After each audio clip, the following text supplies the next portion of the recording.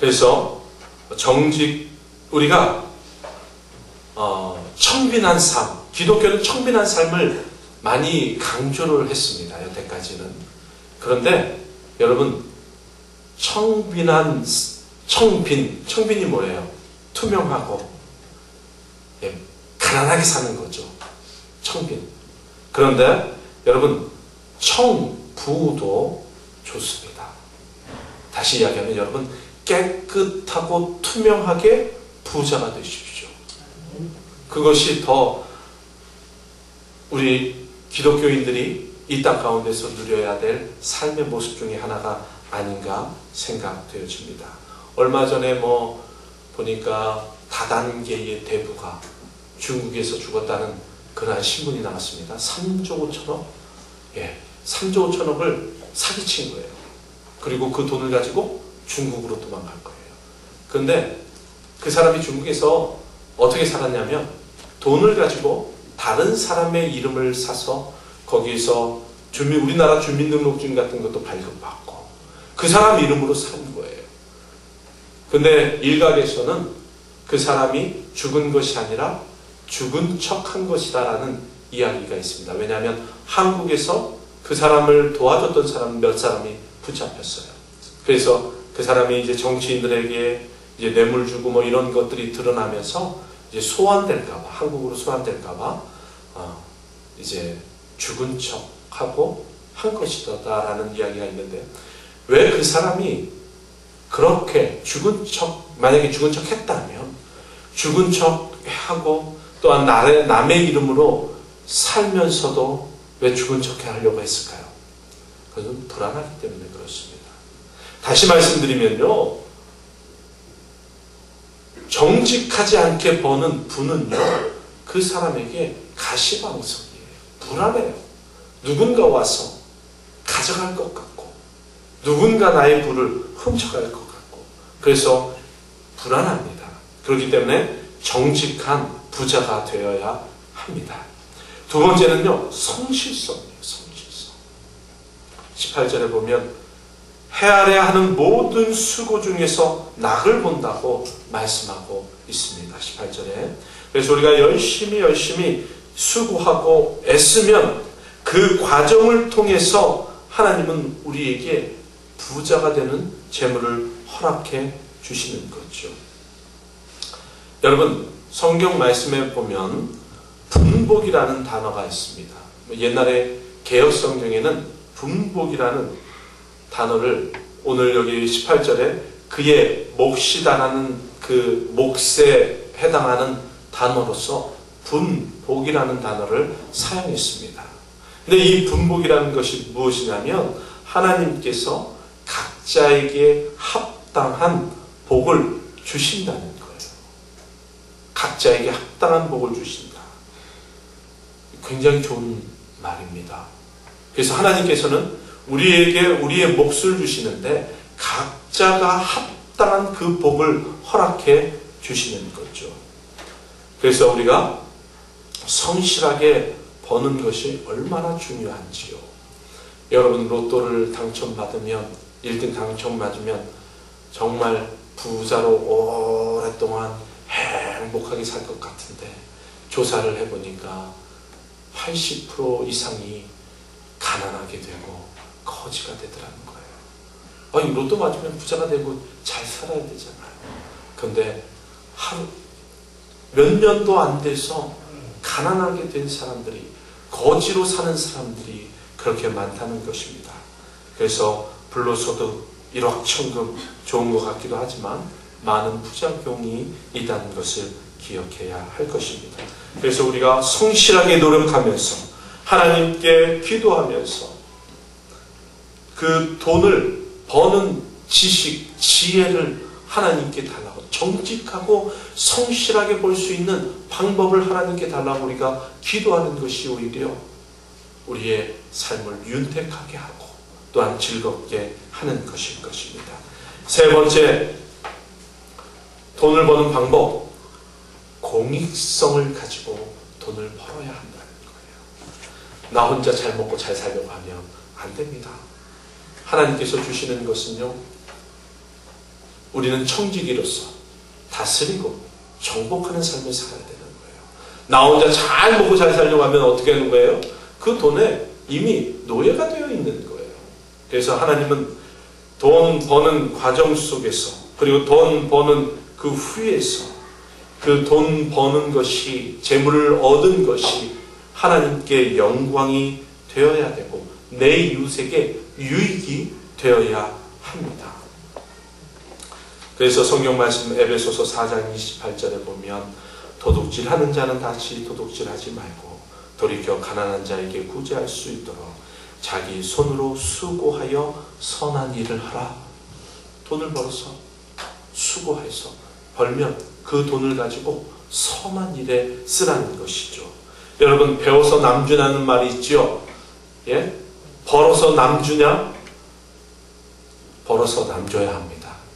배워서 남줘야 합니다.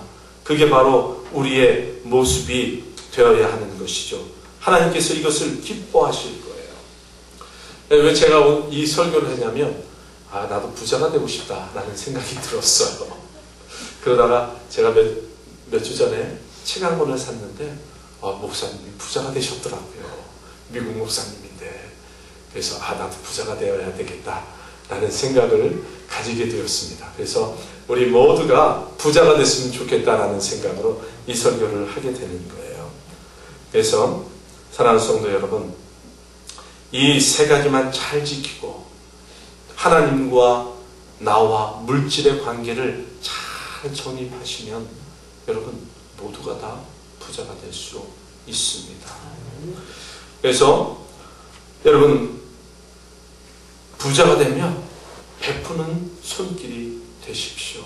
그러면 하나님은 그 손길 위에 더 큰 복을 허락하여 주실 것입니다. 여러분 석봉 토스트 아십니까? 석봉 토스트? 네. 무교동에서 토스트 노점사 하시는 김석봉 씨, 지금은 전도사입니다. 그분이 야간 신학을 하셔서 전도사가 되셨어요. 근데 지금도 장사는 하십니다. 그가 이제 토스트 장사를 한 지 10년 만에 연 1억의 수입을 보는 그런 사람이 되었습니다. 여기 연봉 1억 되시는 분 계십니까? 네, 없으시죠? 고소득자죠. 얼마나 유명하냐면 전국에 체인점이 100개나 됩니다. 거기에다가 일본 여행 가이드북 안에 이분의 가게와 그 토스트에 대한 것들이 이렇게 소개되어 있대요. 뿐만 아니라 그분이 너무 이제는 유명해져서 지금도 장사는 하십니다. 장사는 하시지만 여러 기업체에서, 교회에서 초청받아 강연을 하는 아주 그런 유명 인사죠. 근데 그분이 이제 토스트 장사를 할 때, 처음 장사를 할 때 230만 원을 가지고 토스트 장사를 한 거예요. 원래는 시골 분인데 서울에 와서 별의별 걸 다 해봤대요. 근데 다 실패하고 남은 230만 원 가지고 이제 노점을 스낵카를 마련해서 토스트 노점상을 시작했습니다. 그럼 돈을 벌기 시작하면서 원칙을 세웠습니다. 그 원칙이 바로 오늘 제가 여러분들에게 말씀드린 정직하고 성실하고 이웃을 섬기는 것, 이 세 가지 원칙을 가지고 장사를 시작했어요. 그러니까 고객을 섬기는 마음으로 장사를 하니까 여러분 토스트에 영양란 쓰는 분은 이분밖에 없대요. 토스트에 뭐 계란 어떤 거 들어가는지 누가 알아요? 근데 이분은 비싼 영양란만 사용한답니다. 그리고 조미료나 설탕 일체 넣지 않고, 또한 외국인들을 위해서도 메뉴를 영어, 일어, 중국어로 이렇게 만들어 놓고, 체인점을 하면서, 보통 체인점을 하면요, 로열티를 받고 또한 그 인테리어 공사비 이런 걸 받아서 보통 부자가 됩니다. 근데 이분은 체인점을 하면서 일체 보증금이나 로열티를 받지 않고요, 체인점 사장들과 함께 수시로 양로원, 공화원들을 이렇게 방문하는 그러한 일들을 한답니다. 어찌 보면 평범한 것 같지만, 무시할 수도 있지만, 그러나 정말 멋진 인생을 살아가고 있는 분 아니겠습니까? 그래서 여러분, 정직하고 성실하게, 또한 돈을 벌면 내 이웃을 살펴보는 그러한 마음을 가지고 여러분이 열심히 살아간다면 여기 계신 모든 분들은 다 부자가 될 것입니다. 물론 우리가 부자가 되고 안 되고는 하나님의 주권이죠. 하나님의 주권입니다. 또 부자가 못 된다고 해서 하나님께 영광된 삶을 살아가지 못하는 것 절대 아닙니다. 그래서 여러분 기억하셔야 될 것은 우리가 하나님의 뜻대로 또한 하나님과 나와의 관계를 잘 정립하고 재물과 나와의 관계를 잘 정립하고 정직하고 성실하고 또한 바른 목적을 세워서 이웃을 섬기는 마음으로 그러한 돈을 벌면 우리는 반드시 부자가 될 수 있습니다. 그래서 우리는 궁극적으로 아굴의 기도가 우리에게 필요합니다. 잠언 30장 8절과 9절의 말씀 보면 이렇게 그의 기도가 나와 있습니다. 나를 가난하게도 마옵시고 부하게도 마옵시고 오직 필요한 양식으로 나를 먹이시옵소서.